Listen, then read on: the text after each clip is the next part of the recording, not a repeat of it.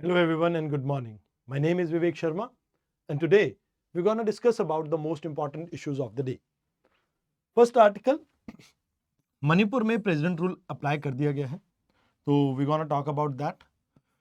Rising sea level ये एक impact डाल सकता है गंगा सागर मेला के ऊपर. We gonna discuss about this and last में M23 रेबल के बारे में हम डिस्कस करेंगे. इन आर्टिकल्स में सभी में प्री और मेंस के दोनों के पॉइंट्स आते हैं. जैसे प्रेसिडेंट रूल की अगर बात की जाए तो यू हैव टू अंडरस्टैंड कि प्रेसिडेंट रूल लगता कैसे है. जैसे यहां पर आपको समझना होगा कि दो आर्टिकल हैं हमारे कॉन्स्टिट्यूशन में, आर्टिकल 365 एंड आर्टिकल 356. इन दोनों बेसिस पे प्रेसिडेंट रूल लग सकता है.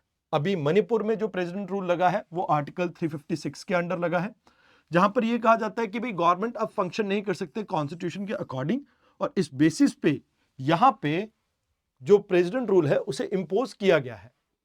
अब देखिए यहां पर आपको समझना होगा कि जो एग्जीक्यूटिव डिसीजंस हैं वो अब गवर्नर लेंगे on the behalf of president, and जो पार्लियामेंट है ये पार्लियामेंट लेजिस्लेटिव फंक्शंस को परफॉर्म करेगी इंस्टेड ऑफ आपकी जो स्टेट लेजिस्लेटिव असेंबली है उसकी जगह पे.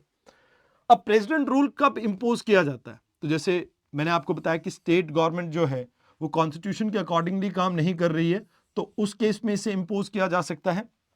या आप ये मान के चलो कि किसी भी पार्टी को अगर मेजॉरिटी नहीं मिली है इलेक्शन में, मींस एक हंग असेंबली है, तो उस केस में भी यहां पर प्रेसिडेंट रूल अप्लाई हो सकता है. अब लॉ एंड ऑर्डर की सिचुएशन जैसे कि मणिपुर में हमें देखने को मिल रही थी, तो वो भी एक मुद्दा हो सकता है जिसके बेसिस पे प्रेसिडेंट रूल लग सकता है. या कई बार ऐसा भी होता है कि जैसे किसी भी पार्टी ने जैसे सरकार बनाई, गवर्नमेंट बनाई, मिलीजुली सरकार थी, उसमें से कुछ लोग बाहर निकल गए और सरकार गिर गई, तो वो भी एक मुद्दा हो सकता है. यानी रूलिंग पार्टी अगर मेजॉरिटी लूज कर जाती है तो भी आपकी प्रेसिडेंट रूल लग सकती है. या फाइनेंशियल इंस्टेबिलिटी के केस में भी ये इंपोज किया जा सकता है. अगर स्टेट जो गवर्नमेंट है वो यूनियन गवर्नमेंट की डायरेक्शन को अवॉइड करती है, तो इन दैट केस आर्टिकल 365 की अंडर आप प्रेसिडेंट रूल लगा सकते हैं. अब एसआर बुमाई केस में सुप्रीम कोर्ट ने यह कहा था कि जो प्रेसिडेंट रूल है इसमें जो प्रेसिडेंट का डिसीजन है ये जुडिशियल रिव्यू के अंडर आता है, एंड यहां पर यह देखा जाएगा कि कुछ भी अनकॉन्स्टिट्यूशनल ना हो, मतलब कोई आर्बिट्री डिसमिसल ना हो स्टेट गवर्नमेंट का, तो इसको इंश्योर किया जाता है. अब एग्जीक्यूटिव पावर, जैसा मैंने आपको कहा कि सारी एग्जीक्यूटिव पावर गवर्नर के पास आ जाती है, चीफ मिनिस्टर और काउंसिल ऑफ मिनिस्टर आपके एग्जिस्ट नहीं करते. देन यहां पर ब्यूरोक्रेसी रिपोर्ट करती है डायरेक्टली मैटर गवर्नर को, एंड कहीं ना कहीं गवर्नर यूनियन गवर्नमेंट की डायरेक्शन के बेसिस पे यहां पर एक्ट करते हैं. तो इनडायरेक्टली यहां पर यूनियन गवर्नमेंट का जो रोल है वो ज्यादा इंपॉर्टेंट हो जाता है. अब लेजिस्लेचर की बात की जाए तो यहां पर वो सस्पेंड कर दी जाती है या डिसॉल्व कर दी जाती है. सस्पेंड इन द सेंस, अभी गवर्नमेंट, आपने देखा होगा बीरेन सिंह गवर्नमेंट ने रिजाइन किया, तो वहां पर अभी भी लेजिस्लेटिव असेंबली एग्जिस्ट करती है. अगर एक बार डिसॉल्व कर दी तो फिर से आपको इलेक्शन कंडक्ट करने पड़ते हैं. तो पार्लियामेंट यहां पर लेजिस्लेटिव पावर को होल्ड करती है, बट सस्पेंशन यहां पर टेम्परेरी होता है. अगर वापस से सरकार बनाने की पोजीशन में कोई लाइक पार्टी आती है तो वहां पर वो सरकार बना सकती है. अब यहां पर जुडिशियल रिव्यू किस बेसिस पे हो सकता है? मॉडिफाइड इंटेंट हो, या कहीं ना कहीं आपने कॉन्स्टिट्यूशनल मशीनरी का जो ब्रेकडाउन है उसको आप जस्टिफाई नहीं कर पा रहे हो, तो ऐसे केसेस जो होंगे उस केसेस में आपकी जो गवर्नमेंट है वो इवन सुप्रीम कोर्ट या हाई कोर्ट के द्वारा वापस से रिवाइव की जा सकती है. अब इसे इंपोज वैसे कैसे किया जाता है? देखिए, इंपोज करने का मतलब होता है कि पार्लियामेंट से आपको अप्रूवल चाहिए. पार्लियामेंट से अप्रूवल इन द सेंस कि पहले 6 महीने के लिए पहला अप्रूवल मिलेगा और ऐसे करके आप एक्सटेंड कर सकते हो 3 साल तक. बट 1 साल के बाद यहां पर या तो इलेक्शन कमीशन ये कह दे कि इलेक्शन कराना हमारे लिए थोड़ा मुश्किल हो रहा है, या दूसरी चीज यहां पर ये हो सकती है कि किसी भी पार्ट में इंडिया के नेशनल इमरजेंसी लगी हो, तो यहां पर पार्लियामेंट इसको 2 महीने के अंदर अप्रूव करेगी और फिर आपकी 6 महीने तक ये आपका अप्लाई होता है. देन यहां पर आपको यह भी याद रखना होगा कि अगर कोई प्रूव कर देता है अपनी मेजॉरिटी तो वापस से गवर्नमेंट को रिज्यूम किया जा सकता है, गवर्नेंस वापस से रिज्यूम हो जाएगी, एंड जुडिशियल रिव्यू यहां पे हो सकता है. अब देखो हमारे पास क्या वे फॉरवर्ड है. पहले तो यहां पर मणिपुर की सिचुएशन में लॉ एंड ऑर्डर एक बड़ा इशू है, तो लॉ एंड ऑर्डर को आप रीइंस्टेट कीजिए, एडिशनल सिक्योरिटी फोर्स चाहिए वो लेके आइए आप, जो वायलेंस के विक्टिम्स है कहीं ना कहीं उन्हें जस्टिस डिलीवर कीजिए. एक पॉलिटिकल स्टेबिलिटी लेके आइए, कहीं ना कहीं कंसेंसस बिल्ड करने की कोशिश कीजिए लीडरशिप का। एंड यहां पर कहीं ना कहीं सुप्रीम कोर्ट और हाई कोर्ट को मॉनिटर करना चाहिए सिचुएशन, जो कि अभी कहीं ना कहीं अगर इन केस प्रेजेंट रूल का मिसयूज हो रहा है तो उसको रोकने के लिए। एंड यहां पर स्टेट और सेंटर के बीच में डायलॉग्स को प्रमोट करने की जरूरत है ताकि कोऑपरेटिव फेडरलिज्म को हम प्रमोट कर सके। Now this was the first article. Second article में हम बात करेंगे गंगा सागर की। देखिए, कुंभ मेले के बाद दूसरी सबसे बड़ी रिलीजियस गैदरिंग होती है कहां पर? गंगा सागर में। मकर संक्रांति के दिन पे यहां पर लोग आके नहाते हैं, स्नान करते हैं, और ये बे ऑफ बंगाल में आपकी लोकेटेड है। बे ऑफ बंगाल के लाइक आप ये कह सकते हो कि सुंदरबन वाला जो मैंग्रोव वाला पार्ट है वहां पर उस पैच में ये लोकेटेड है। यहां पर कपिल मुनि का एक आश्रम बहुत फेमस है। अब देखिए प्रॉब्लम क्या हो रही है, क्लाइमेट चेंज की वजह से सी लेवल राइज कर रहा है एंड थर्मल एक्सपेंशन भी इसके लिए रिस्पॉन्सिबल है, not just the melting of the glaciers but उसके अलावा थर्मल हीट एक्सपेंशन की वजह से भी यहां पर पानी इंट्रूड कर रहा है इनलैंड की तरफ। एंड सबसे बड़ी प्रॉब्लम क्या है कि हाई टाइड जो है वो आके इस एरिया में ज्यादा इरोजन कर रही है। इसको सप्लीमेंट किया गया यहां पर जो डेवलपमेंटल एक्टिविटीज कैरी आउट की गई एंड जिसकी वजह से ये एरिया काफी वनरेबल हो गया।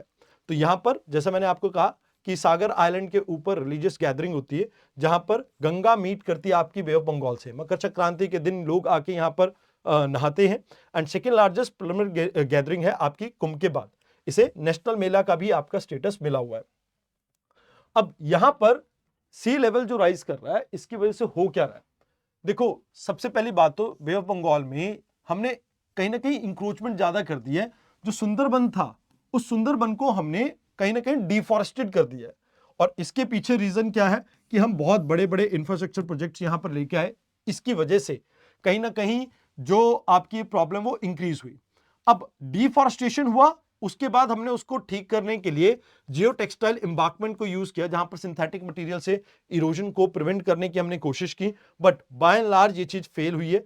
एंड कहीं ना कहीं जो कोस्टल इरोजन या कोस्टल रेगुलेशन जोन है, उस जो जोन की रेगुलेशंस हैं उसको हम ठीक से इंप्लीमेंट नहीं कर पाए, क्योंकि वहां पर कहा जाता है विद इन 500 मीटर के अंदर हाई टाइड के आप किसी भी तरह का कंस्ट्रक्शन नहीं कर सकते हैं। अब इससे कहीं ना कहीं आप ये मान के चलो कि लोगों के लाइवलीहुड के ऊपर भी असर पड़ेगा ही। जो सैलिनिटी इंक्रीज होगी तो इससे फिश की ब्रीडिंग के अंदर प्रॉब्लम आएगी, साइक्लोन बहुत फ्रीक्वेंट हो जाएंगे एंड ऐसी बहुत सारी चीजें आपको देखने को मिलेंगी। अब यहां पर बात आती है कि इसको ठीक करने के लिए क्या कर सकते हैं। तो आप मैंग्रोव्स को वापस से लगाने की कोशिश कीजिए। आप कोरल रीफ्स को यहां पर आर्टिफिशियल कोरल रीफ को प्रमोट कर सकते हैं। इवन आप इंटीग्रेटेड कोस्टल मैनेजमेंट प्लान को कॉम्प्रिहेंसिवली इस एरिया में इंप्लीमेंट कीजिए एंड सेंटर स्टेट कोऑर्डिनेशन को आप और बेटर कीजिए, बिकॉज यहां पर एनवायरमेंटल इंपैक्ट असेसमेंट में दोनों का सेम पेज पे होना बहुत जरूरी है। तो these are the things that you have to understand under this article. Let's talk about the last article. वैसे अपने लिए यहां पे इसका मैप जानना जरूरी है, बट थोड़ी सी आपको मैं स्टोरी बता देता हूं कि हो क्या रहा है। देखो, एक कंट्री है आपकी दैट इज रवांडा। इसने एक आप कह सकते हो रेबल ग्रुप को बैक किया हुआ है, दैट इज M23। अब इन्होंने गोमा करके एक एरिया है, एक सिटी है जिसको कैप्चर कर लिया है डेमोक्रेटिक रिपब्लिक ऑफ कॉन्गो में। एंड जनवरी से अभी तक यहां पर 2900 लोगों की डेथ और 7 लाख लोग यहां पर क्या हो चुके हैं? डिस्प्लेस हो चुके हैं। अब इसकी शुरुआत यहां से नहीं हुई।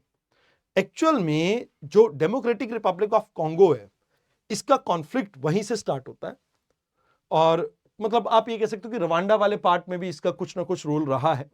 हिस्टोरिकली अगर हम कॉलोनियल एरा की बात करें प्री 62 की, तो जर्मनी और बेल्जियम ये रवांडा को रूल करते थे। अब होता क्या था कि यहां पर तुस्ती आपका एक ट्राइब है जिसके मुनार्क ने इस पूरे एरिया को लीड किया था। वो मिनॉरिटी में थे बट एलीट थे, सबसे ज्यादा वेल ऑफ थे। हुतूस मेजॉरिटी में थे बट वो पीजेंट्स थे। अब होता क्या है कि हुतू रिवोल्ट करते हैं 1959 में, और जहां पर तुस्तीस को बहुत लार्ज स्केल में मारा जाता है। अब इसके बाद काफी लोग भाग जाते हैं रवांडा से, एंड यहां पर आप ये मान के चलो कि 1962 में इन्हें आजादी मिल जाती है। फिर 1994 में रवांडा के जो प्रेसिडेंट थे जो हुतू कम्युनिटी से बिलोंग करते थे, इनका असैसिनेशन होता है, और जिसके बाद 8 लाख लोगों को वहां पर मार दिया जाता है जो कि तुस्ती कम्युनिटी से बिलोंग करते थे। अब इसके बाद यहां पर तुत्सी जो रवांडा पेट्रियाटिक फ्रंट है, इसकी फॉर्मेशन होती है। एंड आप ये मान के चलो कि ये कंटिन्यूसली कहीं ना कहीं गवर्नमेंट और लाइक पावर को उस एरिया में कैप्चर करने के ऊपर फोकस कर रहे हैं। अब इसका आफ्टरमाथ ये होता है कि भाई देखो, हुतूस के लगभग आपके 2 मिलियन लोग जो हैं वो यहाँ पर रिस्पॉन्सिबल जो भी थे मैसे करके उनको हैंडल करते हैं एंड एवरीथिंग लाइक दैट। अब इसमें M23 क्या है? ये M23 मार्च 23 मूवमेंट को रिप्रेजेंट करता है। अब यहां पर 2012 में आप ये मान के चलो इसका ओरिजिन हुआ था एंड ये प्रोटेक्ट कर रहा है तुस्ती को in democratic Republic of Congo में, और ये ग्रेटर ऑटोनॉमी की डिमांड कर रहा है उस एरिया में। 2012 के बाद से ही आप ये मान के चलो कि इन्होंने कॉन्स्टेंटली इस एरिया में अपनी पकड़ मजबूत की है। जैसे 2012 में इन्होंने गोमा को पहले कैप्चर कर लिया था, फिर इंटरनेशनल प्रेशर के कारण विड्रू कर गए, फिर यहां पर डील क्रैक की जाती है बट वो अप्लाई नहीं हो पाती है, तो अगेन यहां पर ये फिर से इस एरिया को कैप्चर कर लेते हैं अब 2025 में। तो these are the things that you have to keep in mind in this article. Let's talk about the map work, क्योंकि ज्यादा अपना वैसे हाँ, एक और बात यहां पर आपको याद रखनी है, जो देखो इस एरिया में मिनरल्स बहुत ज्यादा मिलते हैं। मिनरल्स कौन कौन से? जैसे कॉल्टन मिलता है जो इलेक्ट्रॉनिक्स में यूज होता है, कोबाल्ट बैटरीज में यूज होता है, गोल्ड और डायमंड भी यहां पर मिलते हैं।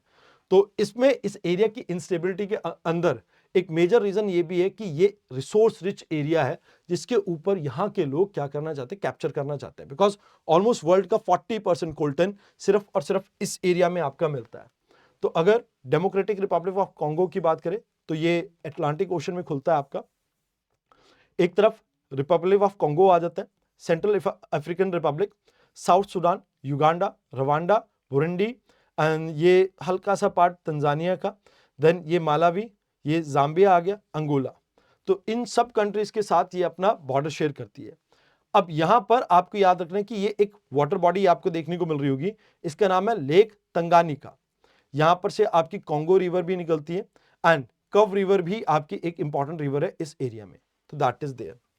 नाउ सेकंड एरिया जो हम बात कर रहे थे दैट इज रवांडा, किगाली इसकी कैपिटल है। अब इस एरिया में ये आपकी लेक किवू है एंड मोर ओवर इसके ये बॉर्डर शेयर करता है आपका युगांडा के साथ, तंजानिया के साथ, बुरुंडी के साथ एंड ये डेमोक्रेटिक रिपब्लिक ऑफ कॉन्गो। तो these are the areas that you have to keep in mind in this article. I hope आपको डिस्कशन अच्छी लगी हो।